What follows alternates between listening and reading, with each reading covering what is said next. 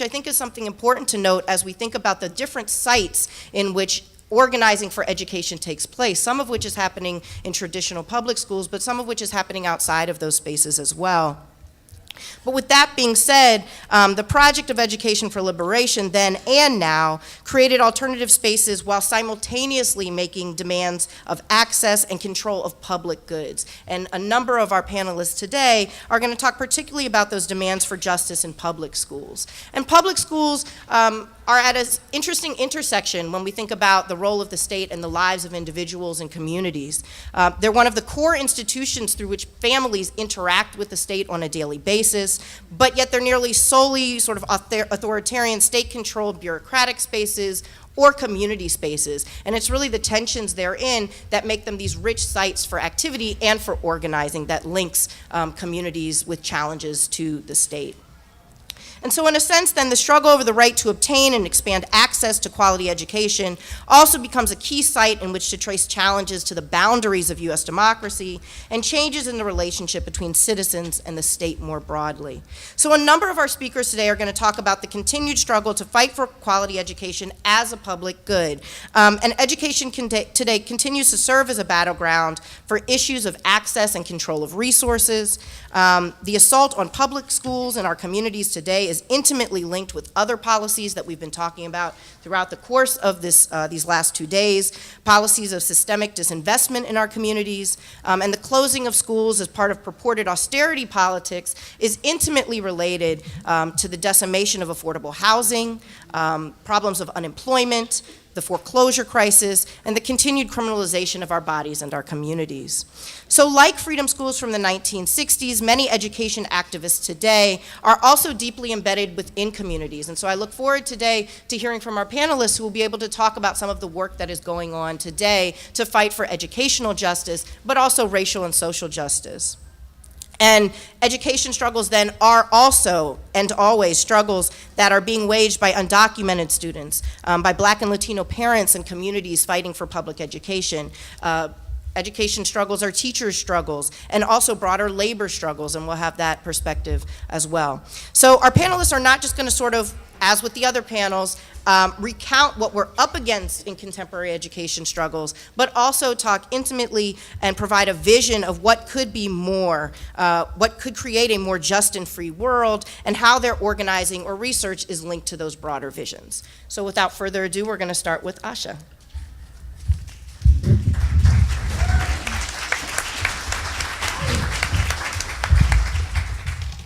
Thank you for that. I'm really happy to be here. Thank you to all the organizers and all of you. Yeah, so I'm a college student and I'm a student organizer.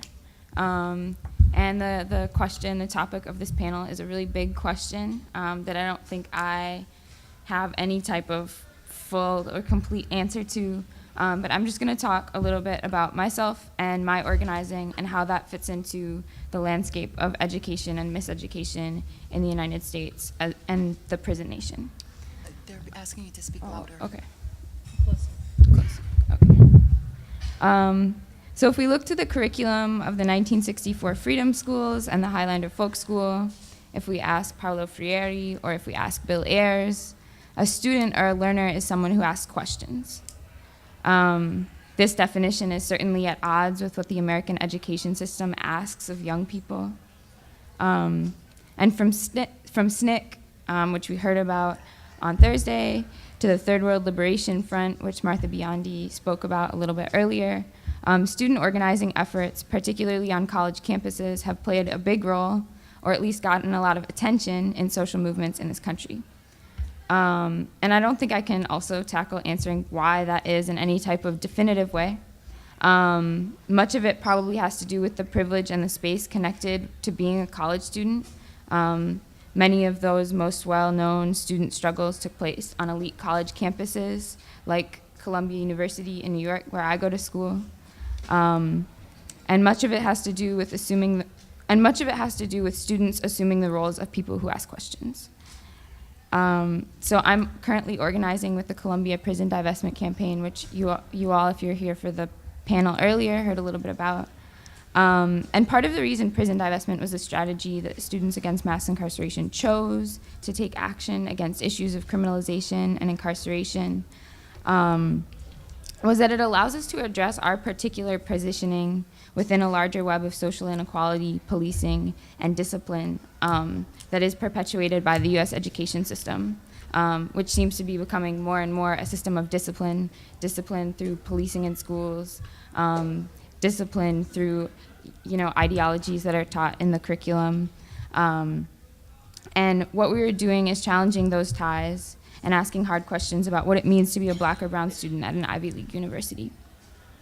And so this is something I say often about when asking why I'm doing this work, is that I think college students are not affected by educational inequality and the pervasive system of discipline or mass incarceration on a campus in the middle of New York City that has a border around it enforced by campus police to keep certain people in and keep other people out, that's pushing those borders outward and gentrifying West Harlem.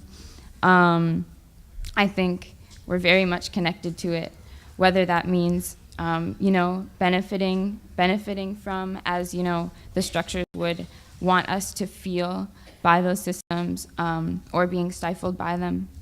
At a school where over $10 million is invested in the private prison industry, with students who are formerly incarcerated, who have family members locked up, who are Black. And so an issue with campus organizing that I have often is that students are speaking for or trying to organize a community that they are not a part of. Or that our movements are more desirable, get more attention than things like struggles to improve and keep open public schools for Black kids in the city of Chicago, that students organizing against gentrification on Columbia's campus seem to get more play than community groups organized that have been doing that work for a longer period of time, who live in Harlem and not on Columbia's campus. And so what that means for me is not that college students shouldn't organize. It means that we should be intentional about our ability to erase other struggles and look at our positioning within power structures we want to dismantle. It means for students asking hard questions about educational hierarchies by recognizing and challenging the ways we are disciplined through ideologies in schools. And warping this web, this hierarchy, right? We're all affected by or connected to or benefiting from what, this term, the prison nation, which I learned from Beth Ritchie's book, it pervades everything, and that's very much tied to educational inequality in this country. And to say that I have a good education, or I have had a good education, is to erase that also means I've had a privileged education.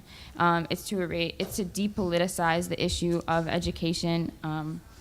And I think that what we need to do is think more about these things in terms of the hierarchies and how we all fit into them, and how we can be warping those ties while also recognizing our positioning with them.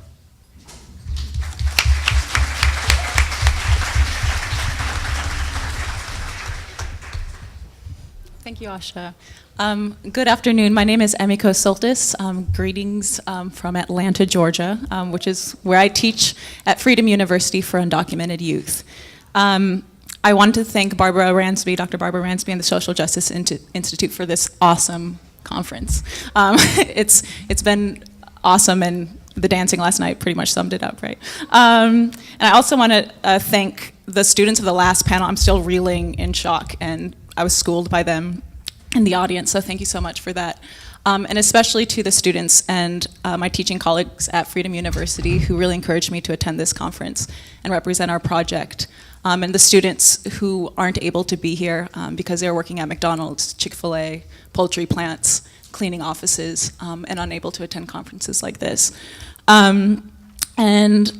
And before I get into kind of the history of Freedom University, what we do, and undocumented student dreams, I want to give a little bit about my social location, because I'm assuming that a lot of you are wondering what AHAPA is doing up here talking about undocumented youth and Black-Brown solidarity. My roots, my mom is a Japanese immigrant. My father comes from a tradition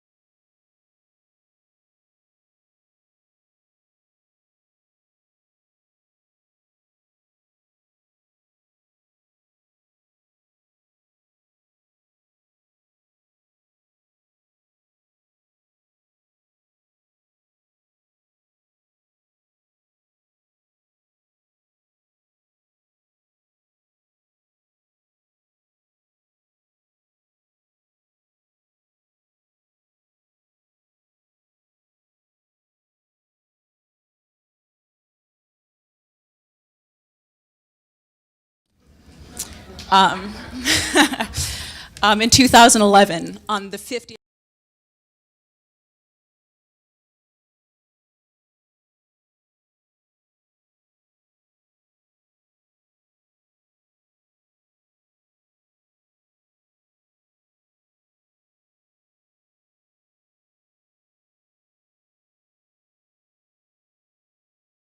Banned students from higher education, and Georgia is the only one to do both.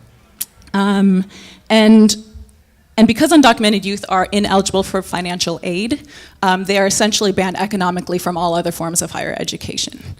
And in response to the ban, undocumented youth began organizing and reaching out 2 minutes left, reaching out to professors at the University of Georgia about that crazy idea of creating an underground university.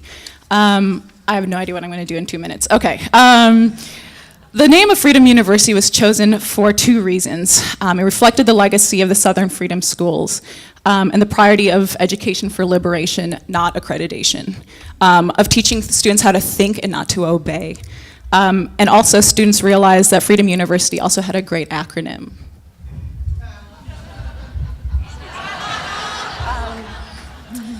So what we do at Freedom University is we provide liberation education in a safe space, relationship and coalition building, and leadership development. A couple of highlights. What we teach is kind of a popular education style, a history of where these students come from. Because most of them receive none of this education in traditional public schooling. We record our history through projects like the Freedom U Photo Project. We support and lift up women and undocumented queers, undocu-queers in a safe space. And teachers are educated as well by our students. In terms of relationship and coalition building, we've created really great relationships with SNCC activists, specifically Charles Black and Connie Curry, who come to our class and help strategize with us.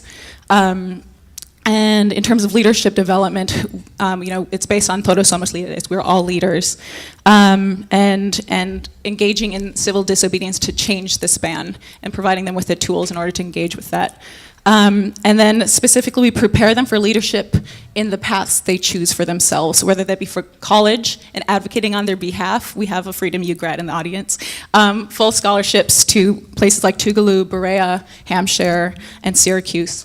And also in preparing them for social justice organizing, building a school-to-movement pipeline as an alternative to the school-to-prison pipeline.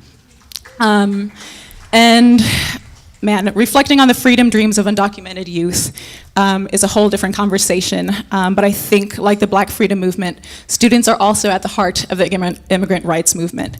They put their future and their bodies on the line, and by doing so, they inspire the broader immigrant community to overcome fear, come out of the shadows, to defend their human dignity and rights. And I think students and youth must be at the forefront for social change because they have a more vivid imagination and vision of the world that is possible. And I want to conclude with a quote by Anne Braden, which I think really gets to the heart of youth and that imagination. In every age, there have been those who struggled for a different world. I believe this is the genius of humankind, the things that make us half divine. The fact that some human beings can envision a world that has never existed. That's it.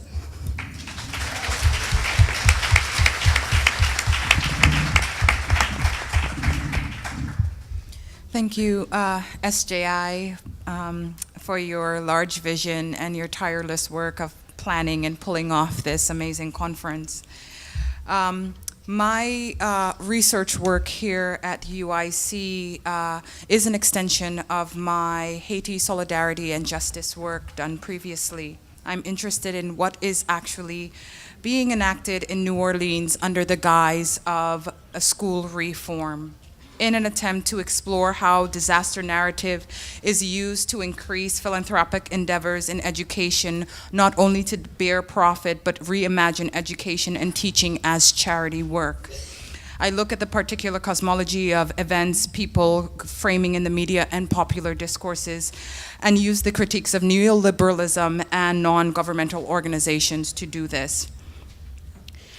The Gates Foundation, a foremost patron to education in New Orleans, as well as this country in general, has a mission statement to dramatically improve the education so that all young people have the opportunity to reach their full potential. In truth, foundations like the Gates Foundation, including Broad Foundation, Walton Foundation, are not concerned with the education of all young people, but with the education of Black and brown and poor students in particular. Along with inheriting the virtues of older foundations such as the Stokes Fund, Rockefeller Fund, Gene Foundation, also known as the Negro Rural School Fund, and the Slater Fund, that supported Black assimilationist education. Today's foundations are additionally supported by larger neoliberal projects, which provide rationale for why the cosmic gap continues to exist between the rich and the poor. However, the Gates Foundation does not look at the reasons why these students would not otherwise have such opportunities. It does not interrogate how wealth was stolen, accumulated, inherited, and consolidated historically, why race and class are so inextricably interwoven, and why the undermining of poor people are absolutely necessary for wealth to exist. As it were, philanthropies, the act of giving to those in need, end up benefiting the giver more than the receiver. This is the case with foundations that are set up alongside wealthy families and corporations that serve as tax shelters from appropriate taxation. These annexing foundations are established to ensure that wealthy families and corporations receive breaks in taxes, which further contributes to their accumulating wealth. In the case of New Orleans, it isn't a matter just of the philanthropies interceding to fund mostly the charter school district, this private public entity known as charter schools, and by dangling grant monies whereby school districts compete with one another, or schools within the district compete with one another, or teachers within schools compete with one another. But a shift in the educational landscape where teaching is influenced by philanthropic desires and where teaching is enacted as a form of development aid. In the interest of time, because I feel 2 minutes is coming on me, it's right here, I will discuss two actors very quickly. The Teach for America program is a program with the mission of growing the movement of leaders who work to ensure all children growing up in poverty get an excellent education. While the program's rhetoric points to poverty as a major obstacle, their method remain increasingly sending larger and larger cadre of mostly white, privileged, educated, college-educated young people into urban public elementary and secondary schools. By her own accounts, the TFA founder acknowledges that the displacement of teachers is necessary to make room for the thousands of recently graduated seniors from America's top universities. In New Orleans, where 7,500 teachers and teaching professionals were not returned to their teaching posts directly following Hurricane Katrina, we saw this come to bear.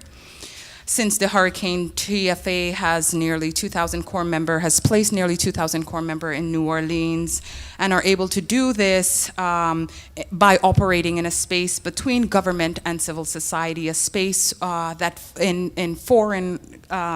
space that foreign-ran non-governmental organizations have occupied with such force in many third world nations that are considered more, so-called third world nations that are considered more influential than the local governments. So here, I think, for me, the issue is not simply that education is the epicenter of the struggle here in the US, but internationally as well. I'm going to try to speed up. Since its inception, TFA has premised to address the education inequities in our country and assume immediate and full responsibility for the education of all children.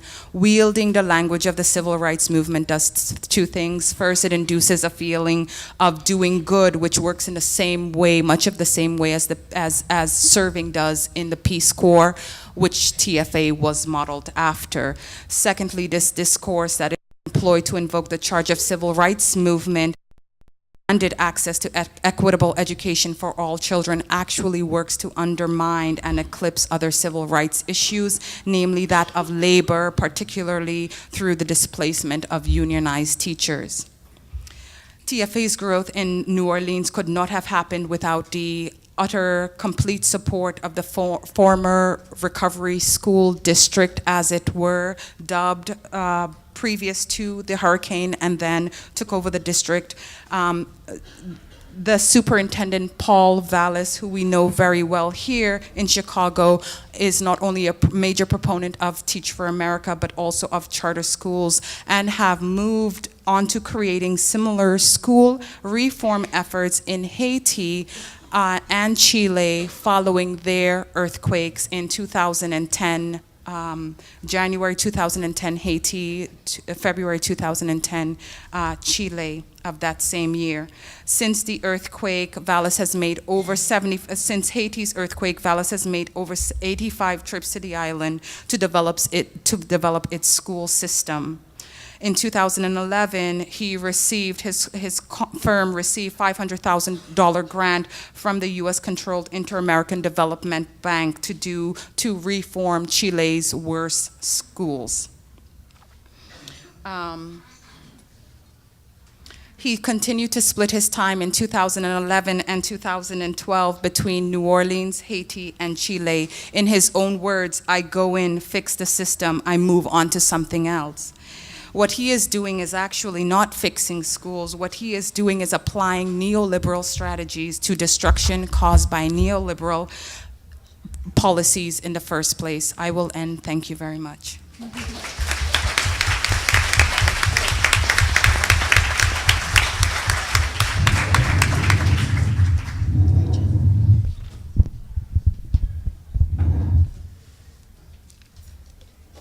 Good afternoon. Oops. Speak right into the mic. Good afternoon, everyone. Echoing Prudence, I really want to thank Barbara Ransby in particular for inviting me to participate in this really amazing conference. It's really an honor. I want to begin by just locating myself a little bit more in what I'm going to say. So I teach education policy studies here at UIC, and my research focuses on urban education and the restructuring of cities, the neoliberal restructuring of cities and the racial politics of that restructuring, gentrification, displacement, the turning cities into entrepreneurs, essentially, and the way that education policy and race are bound up in that. I'm also the director of the Collaborative for Equity and Justice in Education, and I'm going to talk about that in a sec. We do collaborative research with community organizations that we are also involved, the struggles we are also involved in around education issues in Chicago. And I've been involved in the struggles around education in Chicago for the last 10 years. So I'm speaking out of, different spaces. So I want to begin with a story that I think captures the dialectics of the present moment and illustrates why education is, if not an epicenter of the struggle for freedom. So on Tuesday night, I attended a community meeting in Bronzeville, an intergenerational standing-only room meeting to regenerate Diet High School in Bronzeville in Chicago. In 1999, Diet was turned from a middle school into a high school. If you don't know, Bronzeville is a historic center of the African American community on the south side of Chicago. When Diet became a high school, there were 7 books in the library.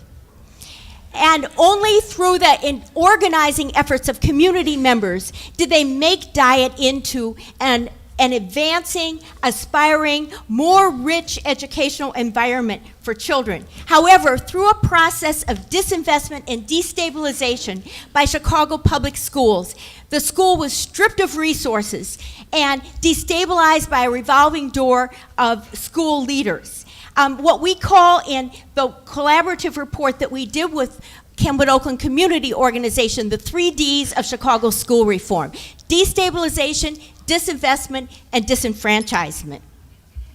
Today, in 2012, Diet was voted, the appointed Chicago Board of Education voted to close down Diet. The students in Diet today take art online, physical education online. Diet has no AP or honors classes. This is now the only remaining open enrollment public high school in the Bronzeville area of Chicago. So Diet has in many ways been a focal point of the contestation over school closings and neoliberal education policy in Chicago. The intergenerational campaign for a community-driven, open enrollment public high school at Diet, known as the High School of Global Leadership and Green Technology, encapsulates this, in many ways, where the struggle has moved in Chicago, from from beyond just being opposed to these policies to fighting for what we want. That's a school that is going to be an inquiry-based school, a social justice high school that's rooted in the community and is looking to the future of environmental sustainability and global citizenship. The plan for the school was developed by the community. At this inspirational meeting, what we saw was the ongoing, really critical campaign, because it's a concrete expression of the kind of education that communities want, of the kind of future we want for young people, and the future we hope for. It's a freedom dream. And so I think that's, someone said it earlier, that's one of the aspects of schools, is that they, because it is the young generation coming up, we want them to exemplify the kind of society that young people will be born into, right? So that's the essence of this struggle. And it grows out of 10 years of intense struggle against neoliberal education policies in Chicago. So now I want to put Diet in a larger context, because I think that if we talk about education as a focal point, it's a focal point of the present social conjuncture, a conjuncture between coercive neoliberalism with its intensified race and class oppression, which Prudence described in New Orleans, and growing resistance to it. And I don't want to romanticize resistance, because actually there's all kinds of resistance right now. We have a lot of retrograde, patriarchal, racist, xenophobic resistance to the pain that people are experiencing in general. But we also have a growing social movement in education that's a liberatory form of resistance. And so I think education is a concentrated expression of the intertwined dynamics of white supremacy and coercive neoliberal urbanism. In Chicago, 150 schools were closed since 2001, closed, phased out, or turned around. 88% of the students affected were African American. These schools that were closed were anchors in their communities, generational schools with historical meanings. They're not just places where people go to school, with names like closed, names like Walter Diet, Louis Armstrong, Crispus Attucks, Benjamin Banneker, Mary McLeod Bethune. So as one parent told us in the study we're doing now that we're about to publish on the impact of the school closings from parents' perspectives, it's like you just snatched the heart of our community out. You dismantled it, you blew it up, and it wasn't like it was something bad, it was something good.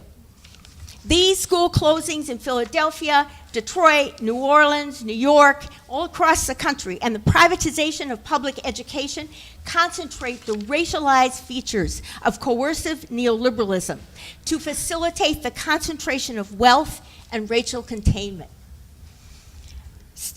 Oh no. Really? I didn't even see the two. Okay, let me just sum up. Okay, so what I wanted to say, and what my argument is that there are three features of these policies: state abandonment of black communities, what David Harvey calls accumulation the rapacious appropriation of black urban space for capital accumulation, what David Harvey calls accumulation by dispossession, and coercive governance by exclusion, the kind of thing that Prudence was just talking about.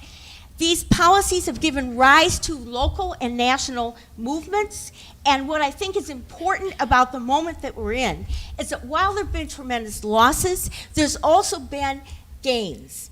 And how do we understand these gains? There is a growing, a growth of organization and a great increase in political consciousness. We've accumulated both consciousness and political forces, if you will, to contest these policies. And I was going to talk about how that looks in Chicago in terms of the kinds of visions for education that these movements have. And maybe if we get into the discussion, we can talk about it more.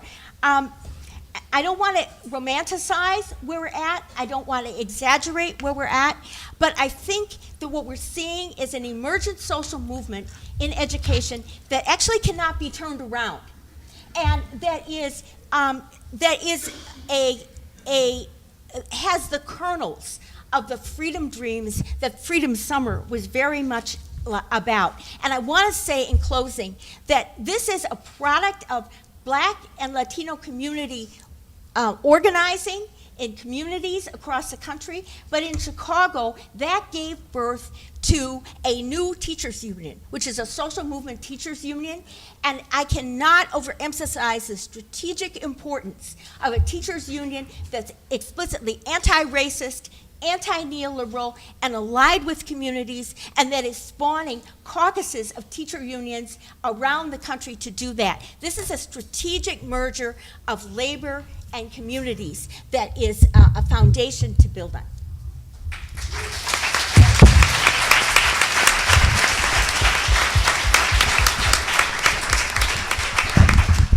Well, good afternoon. Well, Pauline pretty much summed up what I was going to say. So let's just take questions. No, thank you, of course, Dr. Ransby. You know, first of all, being here to represent the 30,000 members that make up the Chicago Teachers Union, as well as the 400,000 families that we service every day, I am tremendously humbled and honored. And the fact that I was the fourth choice for today's panel, you all are making a brother feel real good about my stock, because it's clearly rising, so dreams really do come true. But, you know, obviously, one of the challenges, of course, that we've had in Chicago, quite frankly, the country, is being able to actively pursue freedom in a way that reflects the interests and the consciousness of this generation. And one of the things I think that the Chicago Teachers Union did that it had not done in 5 years is that it saw freedom as this ability to regain control over your life's decisions and your life's desires and your life's the vision you have for humanity, regardless if you've been approved to actually go after those desires. And when the attack against public education began, again, 25 years ago, and one could argue, obviously, from the very beginning, there's always been this hatred towards public accommodations and public education. But when we look at it in this context, that we were asleep at the wheel, and let's just be quite frank about that. And I think there's a lot of potential blame to go around. Why we allowed as a country, as a people, as communities of color in particular, the type of, as Pauline laid out, the neoliberalism approach towards education. And when the CTU made the conscious decision to go on strike, not just simply for the labor desires, because there is no separation between the desires for labor and justice and education justice. They are intricately tied. And so we have to continue to promote that and be okay with saying that they're not separate. And so when we begin to make that push to make the connection between our working conditions and the conditions of the school and the school community, that they're tied together, we could not have done that had we not made that connection. And so there was a lot of work and time put in terms of organizing and connecting the desires of the community with the desires of those who actually have to service these communities, regardless if you're black or white. And it actually turns out that as much as an educator we prefer to have libraries in our buildings, turns out that actually parents want those as well. And so we begin to really call out the disparities that exist within the school systems. So for instance, 160 schools in Chicago that did not have libraries, only 16 librarians for the entire public school system in Philadelphia, that these issues go across state and city lines. And so as we begin to call out those disparities, as we begin to align our desires as educators with the desires of the community, like having nurses, social workers, counselors, smaller class sizes. These are all the how about art and music within the regular curriculum of education? As a social studies teacher, 7th and 8th grade in particular, I was under no illusion that the 13-year-olds were excited about the 5 causes of the American Revolution. What they were most interested in was being able to make life connections through their life, through history, and do it in ways that are far creative than a freaking standardized test. That's right. And so as we begin to articulate that vision, fast forward, thousands of folks begin to gather to support a contract that also spoke to the wages and benefits, but also the desires of the community. Because someone with a master's degree at the time, having taught for 4 years up to the strike, who was making a grand total of $54,000 a year, and I know I actually owe more of my student debt than my home, that somehow me getting a few more dollars was not going to not only not bankrupt the system, but it turns out that poor people are still okay with folks who have degrees to get checks. Like this not separate, right? And so there's this need by those that are attacking us that somehow if teachers demand $56,000 a year, having taught now 5 years, that somehow that was going to make poor people angry. And it doesn't.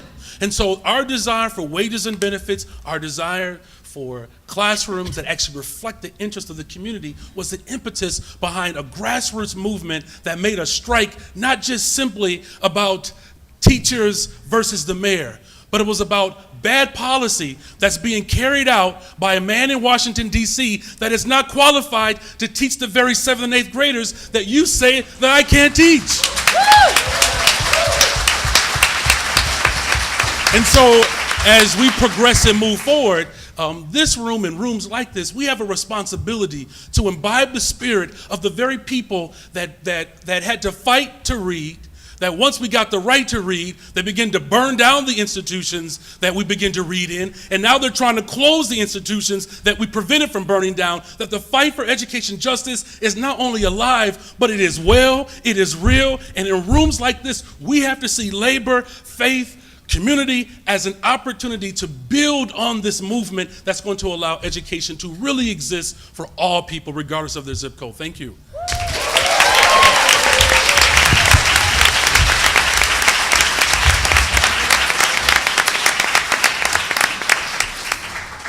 Thank you very much to all of our panelists. I'd like to open up now for discussion so that we have an opportunity for some dialogue in the room. So if you have a question, if I could get some hands if you have questions, depending on how many we have, I might take some and toss them, or we might just go one by one.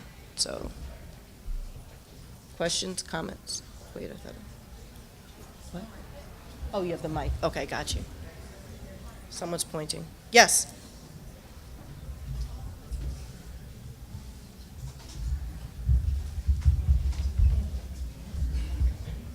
It has been observed that everywhere that black education has these problems which has been mentioned on the panel, it has been a case where they have had appointed school boards, which suggests that there is a conspiracy to have these appointed school boards to take away black education.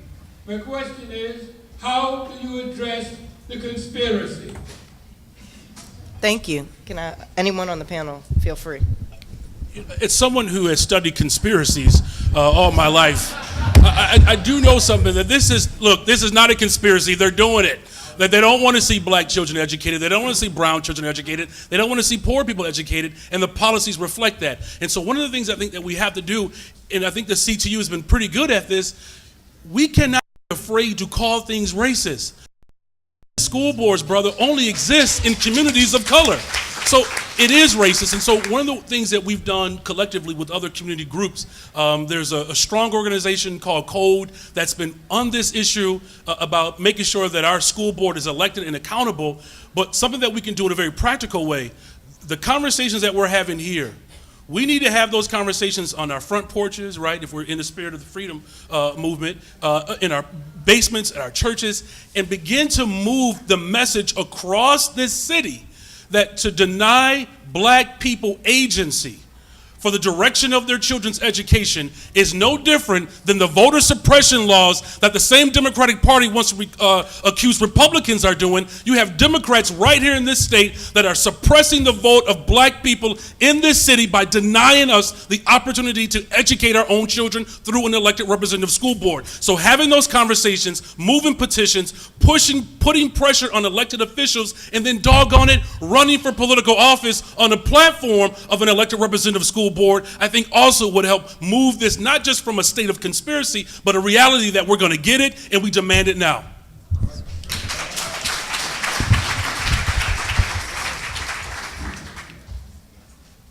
Hi, so I guess my question is for everybody, but primarily for the educators on the panel. I feel like we tend to talk about education kind of abstractly, so I was wondering if anybody on the panel just walk me through sort of concretely if you had any ideas, because I know there is this tension between wanting these like alternative spaces, alternative practices for educating black people, and not just how to add, subtract, or whatever, but how to be like black people. And I think that's exciting. But how do you sort of reconcile the tension between wanting these alternative practices and spaces for black people to exist in creatively and grow and thrive, with the fact that you are preparing them for, because I would imagine as educators, your first sort of duty, if you will, is to prepare them for a world that is not doing those things and does very much adhere to the rigidity of standardized tests. How do you sort of reconcile those two things? Like, what does that look like? What are these alternative spaces and practices? What does that look like?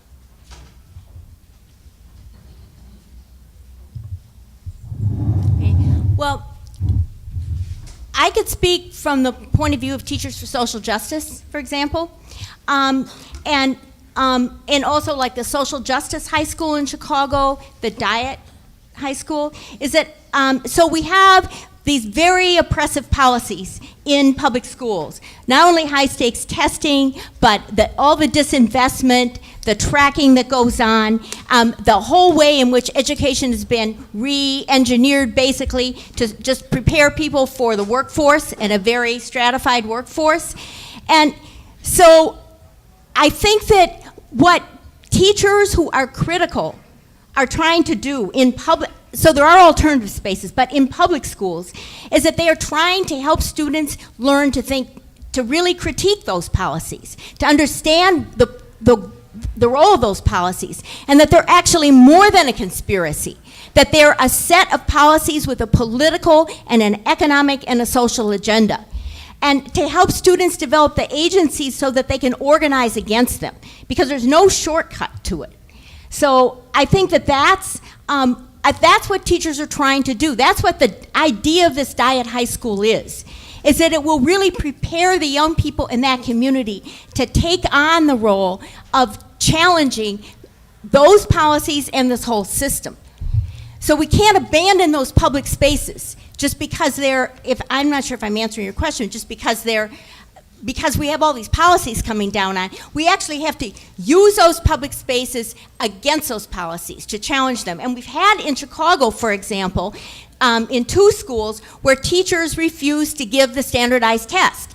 And we have many parents who signed up to boycott the test. In New York, the anti-testing movement particularly involves a lot of parents of color. So there is a movement to challenge these things both outside schools and inside schools.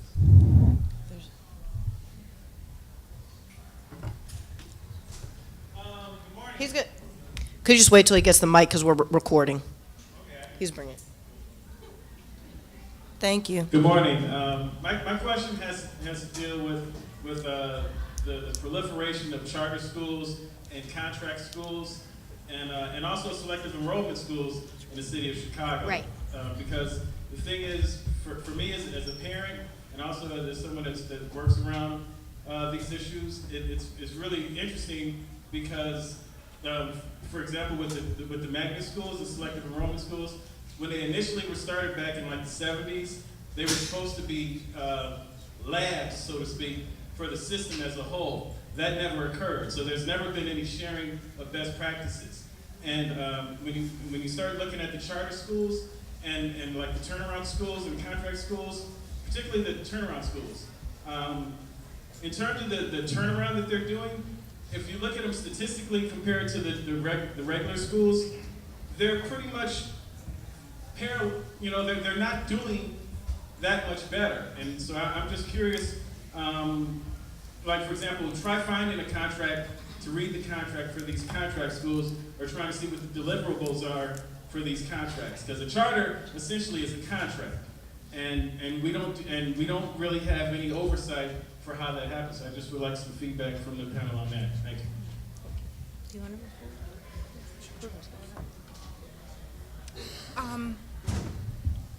Go ahead. No. Not for Chicago. Brandon, it's you or me. Well, I mean, I do think that the proliferation or the need to proliferate charter schools and the move to privatize education is a national problem. But I think you're right on, brother, particularly when it comes to selective enrollment, because selective enrollment by nature allows for the same type of racist practices to exist that's being carried out in our charter schools. And so we know that there's a recent report that has laid out that selective enrollment schools have an increasing decline of black students and brown students. I think the challenge is, and with you, I taught in a traditional public neighborhood school, Cabrini Green USA, Jenner Academy, but I also taught in a selective enrollment high school, which, to be quite frank with you, brother, I was conflicted because I do know that selective enrollment students, though there are some similarities in terms of like poverty breakdown, I'm going to take a risk here. All poor people are not the same, right? And some people think that if poor students in a particular building are doing well and poor students in another building are not doing as well, that somehow there's a problem with that school or those teachers. And so I'll put myself on the line here. So I grew up low income, right? I was not poor. And I look at it like it just means that I ate every night. I just didn't like what I ate, right? But there was some regular sort of stability there, even in a low-income state.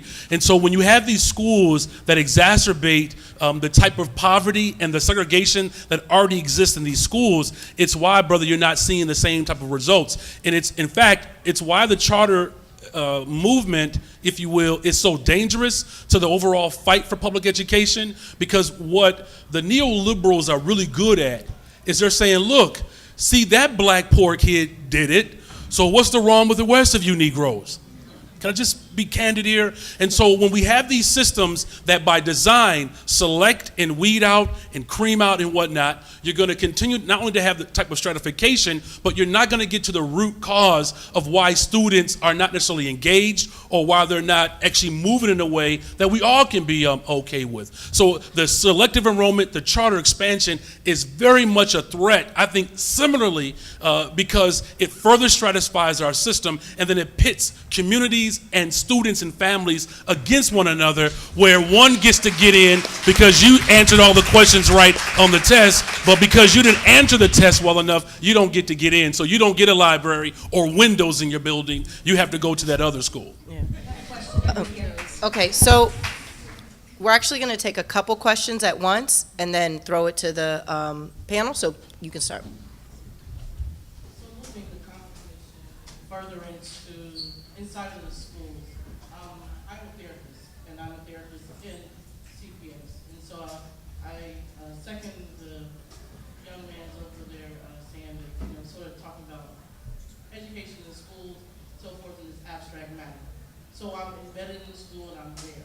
So my question is, how do we truly broaden and open up the understanding educators and administrators that children are whole beings, and that social emotional learning and their needs need to be addressed, and the behavioral and emotional interventions and supports are needed, because CPS isn't seeing it that way.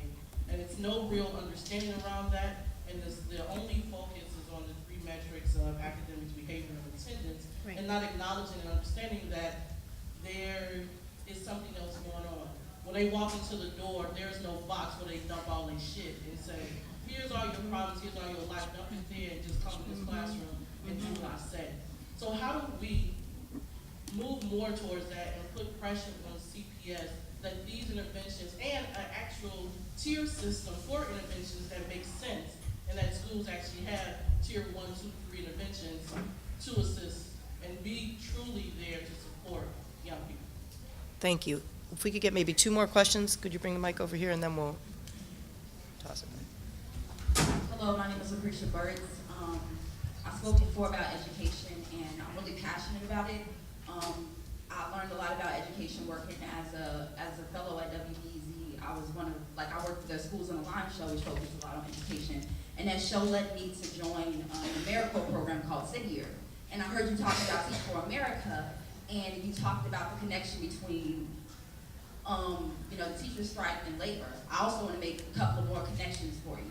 So I joined Teach for America, well not Teach for America, I joined City Year because I wanted to do good and I wanted a job, and they offered a stable stipend and all that stuff, but I worked long hours, and basically we were doing factory work in the schools.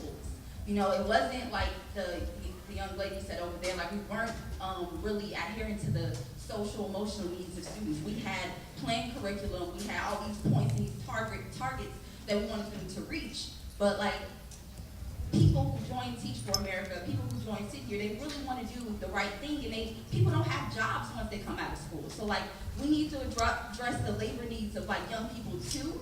And also, like, I haven't heard anyone talk about the AUSL network, right? So this third-party organization, because I worked at an AUSL school. So this third-party organization was turning around schools, and they're also using, like, they're coming in and fixing up these schools, and they have their own contractors and all these things. So there's labor in that too. And I want to know, what can we do to fight or bring notice to those things, and how can we get young people who are joining these programs to think, to be conscious, you know, and to wake up?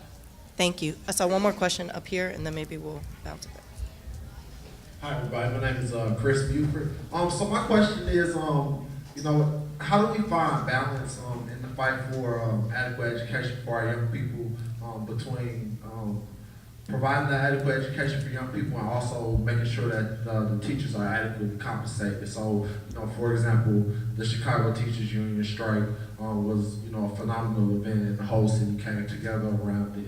And once their contract was negotiated and they got what they wanted, they stopped striking. They really went back to school, and then the following year, 50 schools were closed, and there was no strike for that. So, you know, how do we find balance? How do we, you know, support both sides of the argument and get teachers to also strike when 50 schools are closed, or, you know, make sure that both sides of the argument are fought? Okay, so if the panel could take the 3 questions, one about social emotional learning, the other about sort of experiences in City Year and labor needs of young people, and then the final about the balance between teacher compensation questions and school closings and student issues. And anyone can feel free.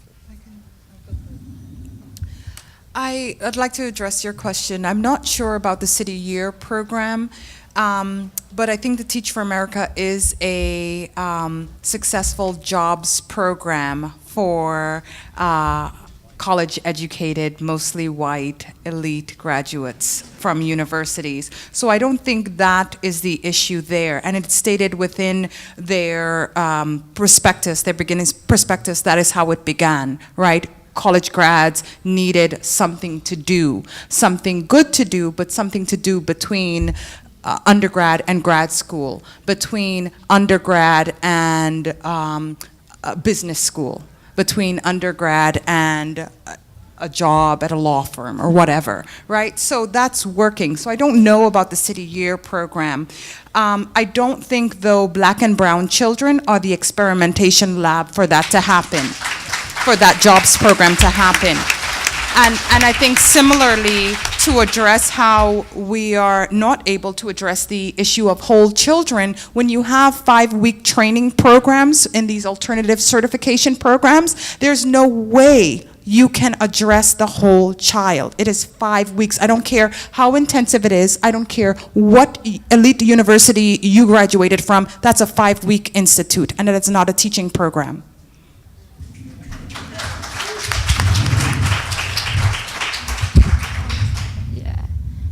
I'll just speak to that point really quickly as well. So yeah, I'm from a school that feeds a lot of those really privileged white kids into Teach for America when they graduate. And it really is a culture of like, I don't have anything to do after college and I'm going to do this program. At the same school, I was also, for my first year and a half in college, in an undergraduate teaching certification program, with a whole bunch of white kids who were surprised that there are high schools with metal detectors. Like, it was a completely depoliticized program, even this like 4-year undergraduate program that I dropped out of because the problem for me, and I was arguing with these kids about culturally responsive pedagogy not being a depoliticizing issue, being another iteration of multiculturalism. And the problem is that you probably just shouldn't be teachers in the kinds of schools that you're trying to become a teacher in. And so, yeah, I think that it's an issue of who's getting these jobs, and also how we value the job of being a teacher. Like, I came to college and I was like, I really want to be a teacher. And it was I was seeing that role as something completely different from other people who were seeing it as like something to do before you go on to something else, not as like a really, really valuable thing that is like one of the most important things that people do. I'd just like briefly to respond to the question about social emotional learning and make a point about AUSL. In terms of the social emotional learning piece, so in the first place, I think we need to be really clear that it's not simply that CPS doesn't, I think you were saying this, it's not that CPS doesn't know this or that people don't know that children have these needs or that, that there's not a need there. Education is being, when we think about it, we talk about privatization, but privatization is only one piece of what's happening in public schools. What's happening is a tremendous stratification. So we have those selective enrollment schools that the person over there was talking about before, and then we have a mass of schools that are geared to preparing a low-wage labor force and containing Black and brown children primarily. And it is not about educating them in any real sense. So that's why there aren't the resources. So when we talk about what are the dreams and hopes that parents have for their schools, one of the things that we hear is that parents want a humanizing education. Academics is important, but they also want a rich curriculum of arts and music, and they want social supports, and they want their children to be respected. They want those social emotional needs to be addressed.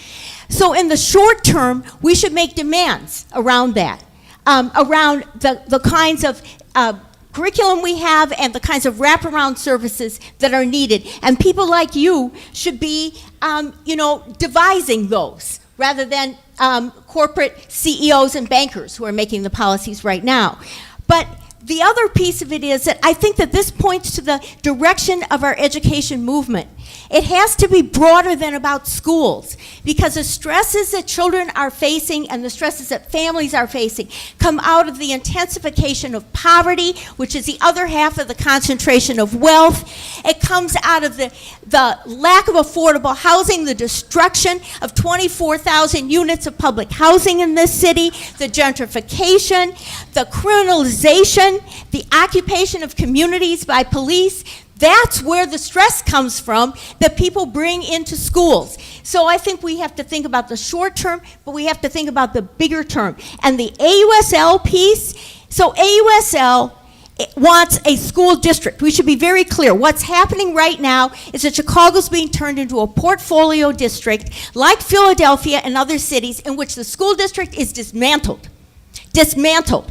We're going to have a large bunch of private providers, those are called charter schools. AUSL wants its own district.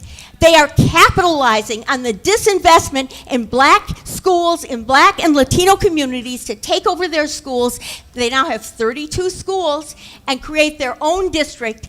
Then we have now a new phenomenon, which is that CPS announced that the kids who have been pushed out of schools are now going to be put into what they're calling option schools, which are going to be privatized schools run by big corporations for the kids who essentially CPS has dumped out of their system. So we have this tremendous stratification, and that's the context in which this is happening. And that's what we have to fight. Just as quickly as I possibly can, I think the good thing about the teachers' strike in 2012 is that it did merge the interests and needs of the community with many of our contract demands. So I'm going to give the technical response real quick because of the era of YouTube, and then I'm going to give you sort of something that's maybe a little bit more deeper. Now, legally and technically, I think most people in this room know that there's only a couple of things that we can strike over legally, and that has more to do with state policy, right? And if you remember the third day of the strike when the mayor attempted to move an injunction against the Chicago Teachers Union, claiming that it was an illegal strike, because all the issues that that you're concerned about, brother, the issues that teachers are concerned about, that was at the forefront of the conversation around the teacher strike. People were talking about air conditioning, ventilation, libraries. No one even talked about wages and benefits, because quite frankly, we had reached that point where it looked like we were going to get what we were going to get, and so we hung around a little bit longer. Now, I'm not saying that we were on an illegal strike. I'm simply saying that there were issues that were important to the community that was also important to the teachers, like school closing, school turnarounds, that we do not have a legal right to negotiate over. And so what do we have to do moving forward?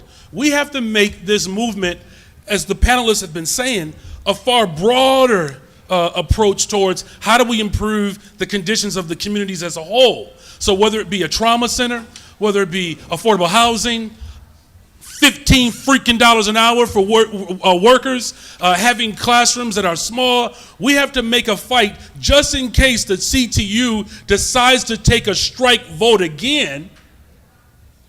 Wink, wink.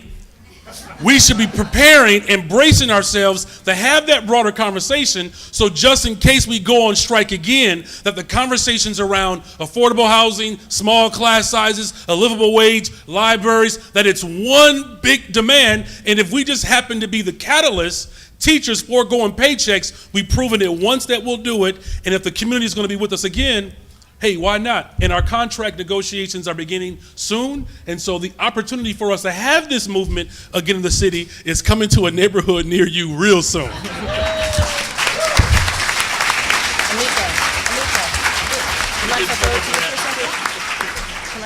I'm going to get in trouble for that, you all. So the sister that was looking for a UIC professors next year, brother might need a job. So Amiko is just going to real briefly, if you could talk a bit about how you see the work at the Freedom University connected to some of these struggles too, in the spirit of thinking about how these struggles are connected. Sure. I do want to throw out a couple statistics in your mind so that you realize the degree to which undocumented students function in our society and education policies more generally. There are 1.6 million undocumented immigrants ages 19 through 24. Less than 1% are enrolled in college. Less than 1%, compared to 41% of their documented counterparts. And what I wanted to talk a little bit about, you had mentioned, I think one of the larger questions was, you know, how education is involved in larger struggles and other issues as well. We talked a little bit about education and labor, but I want to talk about immigration policies, education, and economics.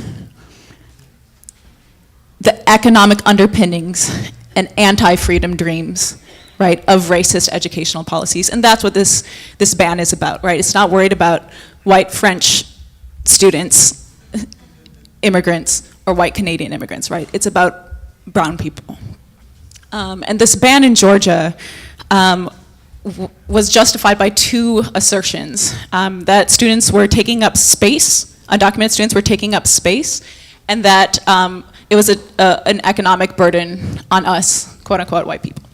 And let me be clear about those facts. There was a study that was done of the 310,000 students in Georgia, in public schools and public universities in Georgia. There were 501 undocumented students. That's 0.16%. They were not taking up space. Moreover, every single one of those 501 students were paying out-of-state tuition, international rates, and were subsidizing other students. So it has no grounding in fact whatsoever, these bans. But also to look at how this ban interacts with DACA, the Deferred Action for Childhood Arrivals. This is a policy which grants certain undocumented students work permits and driver's licenses. But what does it say when we have a system in which youth are able to work, but they aren't able to have an education, right? So it is trying to maintain an ideal population of exploitable labor for the rest of their lives, period. And this has a long history, which we all know, but to always look at the economic underpinnings of these policies. It's not necessarily about racism, even though that is very much present. It's about the future of those bodies for decades to come. I hope that kind of answered that question. Yep. I'm going to take my last question here in the back. Look.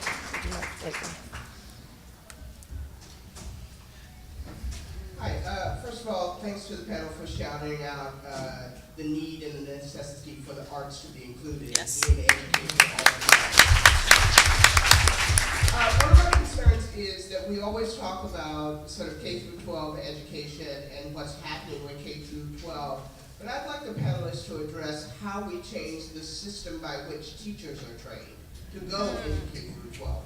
Where is sort of the radical analysis around what's happening to be given to teachers while they are still in training before they do their student teaching? And how do we change education programs at colleges and universities so people are already coming out radicalized and understanding the connections between poverty and race and education and neoliberalism before they get to a classroom? Thank you.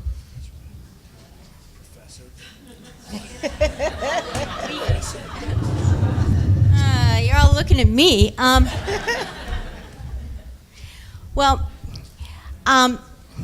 That's a really big question.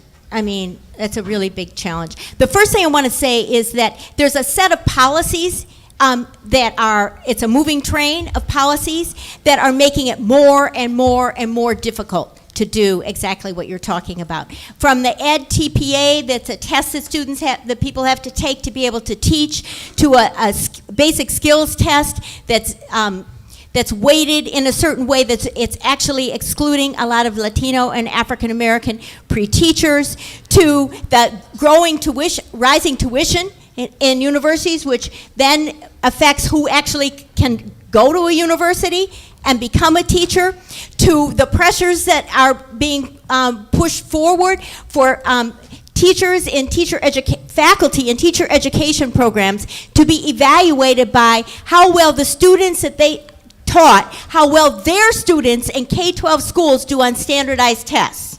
Did you get that link? Okay. So value added is what it's called. So we have a whole set of policies in place that are geared to ensure that the pipeline for teachers, when it's not coming from TFA, is coming from colleges of education, looks more and more like TFA. That it's more of a neoliberal stranglehold on preparing people to then prepare students to fit into that labor force, and it's a dehumanizing education. So that's a battle we're up against. So the good news of this is that there is an emerging movement, which we haven't talked about on this panel at all, of university students who are pre-service teachers who are organizing against the EdTPA in New York and in Chicago and other places, who are actually pushing for that. That's the first thing. The second thing is that I think that it's the responsibility, I mean, you've pretty much put it in our laps. It's a responsibility of faculty in these colleges of education to fight, Erica's grinning over there, to fight for that kind of curriculum. And we ourselves are up against the same neoliberal policies within the university itself that doesn't want to hire people like that doesn't want to give people like that tenure, that wants to give us tenure only if we can get grants that come from the U.S. Department of Education that are about test scores. So this, are we being taped right now? Okay, I won't say it. I already lost my job. Something rolls downhill, okay? It's rolling downhill. And so we have to fight these battles in each of these places because yes. And finally, I would say that we need more things like the Grow Your Own program. We need more things that pay for people in communities who should be the people who are teaching children like themselves to go to universities and get teaching certificates. And we do have a Grow Your Own program, but these programs are small. So we need to really push to expand those so that kids are taught by people who look like them, who have had the experiences that they have, who understand their families, and who are committed to them and their families and their communities. We have to change the face of teachers. So this is a huge, this is a huge order. So I think Pauline laid it out, I think, at the university level, but I think we also, sister, have to have a commitment once teachers become teachers. And that's the opportunity for more professional development. And so as was indicated, we just reemerged the Black Caucus within the Chicago Teachers Union. And this August, we're going to be having a Heritage Curriculum Fair that's going to basically give some framework to how you can have relevant pedagogy that exists within the school system. And so we have to be very blunt and intentional about that, because the attack on black educators and the attack on black labor in general is real. We've lost half of our black teachers within the last 10 years. In 1995, before the school reform movement began to come down, black teachers made up about half of the teaching force. We're now down to less than 25% of the teaching force. You have schools with all black students and you can't find a black staff member. That is problematic, and that sends a real bad message. But we can't make the assumption that if I'm a black educator, I automatically know how to have relevant pedagogy for black students. We can't make that assumption. And we cannot make the assumption that just because I was raised in a black family in a black community, that I can go into Cabrini Green and just simply implement, or go into North Lawndale. There's a book that I'm coming out with. No, I'm teasing. But there are different type of blacks. And so we have to make sure at the university level that there's some commitment there to really push black folks and brown folks to get into the teaching force, because the barriers, as Pauline said, are becoming almost impossible. And that's intentional as well. But once they become teachers, whether they're black, white, or brown, they have to have the professional development so that they remain relevant. Nice. Thank you.